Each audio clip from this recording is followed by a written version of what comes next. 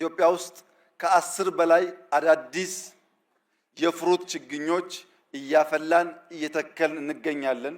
በሚቀጥሉት ዓመታት ኢትዮጵያ በካካዋ በአዳዲስ የሮማን ዝርያዎች በማካዴሚያ በተለያዩ ከዚህ ቀደም በማናቃቸው ፍሩቶች በገበያ የምናያቸው በማሳችን የምናያቸው ሽጠን የምንጠቀምባቸው ለምግብ ዋስትናችን ሁነኛ ሚና የሚጫወቱ ስለሚሆን ባገኘን ቁጥር ማፍላት፣ ማባዛት፣ መትከል በዚያ ውስጥ ደግሞ ስራን ማበራከት ከሁላችን የሚጠበቅ ተግባር ይሆናል።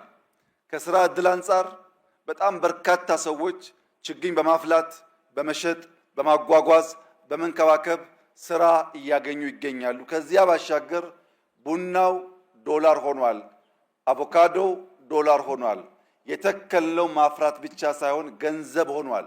አሁን የምንተክለው ገንዘብ ይሆናል። ሲደመር ልጆቻችን የጠገበች የበለጸገች ሀገር እንዲረከቡ ስለሚያስችል ሳንታክት አብረን እንድንሰራ አደራ ልላችሁ እፈልጋለሁ።